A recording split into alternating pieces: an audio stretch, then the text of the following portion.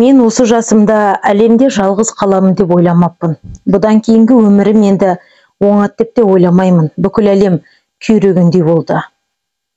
Өзімнің бедеу екенімді ешқашан бала сүйе алмайтынымды тұрмысқа шыққан соң 3 жылдан кейін білдім.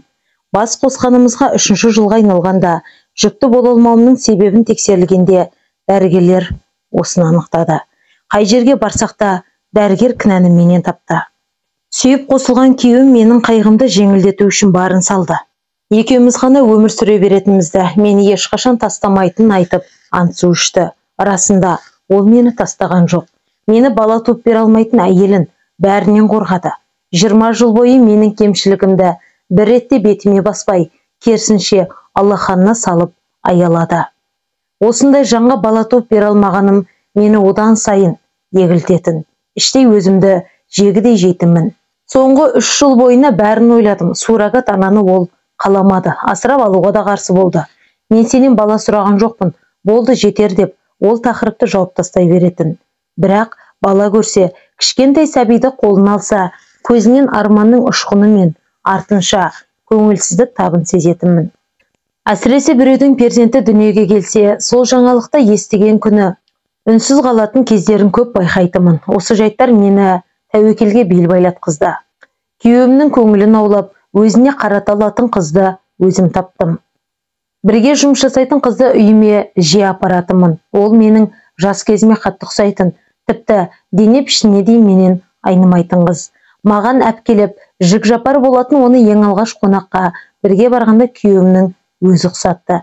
Мінезі де сен сияқты екен деп жол бойына сол қызды әңгімелеп келген оған ұнағанын қызғансам да білдірмедім. Оған сәби сыйлау деген мақсатым қызғанышымды тұншықтырды. Содан кейін әрнені сылтауратып, Фариданы үйге жиі шақыратынмын. Күйеуімді баурап алсаң деген ниетімнің барын Фаридаға өзім айттым. Басында қарсы болып өкпелеген қыз кейіннен көнді. Екеуміз ажырамас дос, құрбы боламыз деп серттестік. Некелеп, адал жолмен, ежелгі сертпен екінші әйел етіп алуға уәделестік. Одан тек күйеуімнің өміріне қуаныш әкелер, ізін жалғастырар ұрпақ сыйлауды ғана талап еттім. Екеулеп жүріп күйеуімді де көндірдік. Бұған тек өз төркінім ғана қарсы болды. Анам осынша шырылдады. Одан да ажырасып кеткенің дұрыс деп осыншама айтты. Бірақ мен күйеуіме, сүйген жарыма сендім. Жұрттың бәрі менің бұл қадамымды әңгімелеп жатты. Біреу батылдыққа теңесе, екіншісі аяп мүсіркеді. Мен бар күшімді жинап, ол сынақтан да өттім. Үйімізге Фариданы алып келдім. Бар жасауымен жоралғысымен келген екінші әйелмен бірге бір шаңырақта тұрудың қандай азап екенін айтпай-ақ қояйын. Арғы бөлмеде олардың бірге жатқаны мен үшін тозақтай болса да, қолыма ертеңгі күні сүйген жарының перзентін ұстайтынымды ойлап, немересін күткен енедей сезіндім өзімді. Сенген Фаридам жүкті болғаннан-ақ өзгере бастады. Күйеуімнің көзінше сыр білдірмесе де, жеке қалғанда менің ақылымды жүре тыңдап, бөлмесіне кіргенімді жақтырмай жүргенін байқап қалдым. Жүктіліктен болар деп өзімді сендірсем де, содан кейін бәрі бұрынғыдай болмайтынын сезбедім. Күйеуімді екеумізге бірдей қарады. Тәптіштемей-ақ қояйын. Жеке бөлмедегі шаруаны айтпағанда, ортамызда өзін бақытты сезінетін. Шаңырағымызға ұл келгеннен оның нағашы әжесі үйден шықпайтын болды. Баланы күтіп баптауды өз міндетіме алсам да, маған сенбейтінін ашық айтты. Бала тумаған қарап жарытушым еді, кім білет ойында не барын дегенде, өз үйімнен өзім шығып кете бардым. Әу баста алдарынан өзім өтіп, өзім алып келгенде әңгімелері басқаша болатын. Мұндай кірбіңнің ең соңында жарлары белгілі емес пе?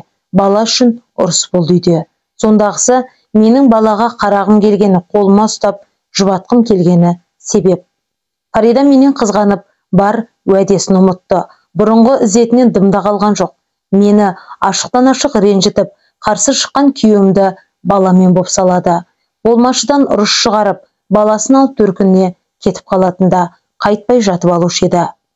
Сөйтіп жүргенде екінші сәбиіне аяқ ауырлады. Тағы бірде ешкімге айтпастан төркініне кеткен ол маған хабарлама жазып жіберіпті. Егер сізбен ажырасып, маған заңды үйленбесе қайтпаймын деген SMS келді. Іштей мен оны да күткен сияқтымын, таң қалмадым. Сөйттім де ажырасуға арыз бердім.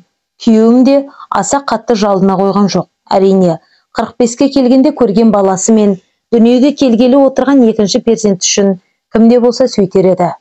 Күйеуім үшін оның қалағанын жасадым.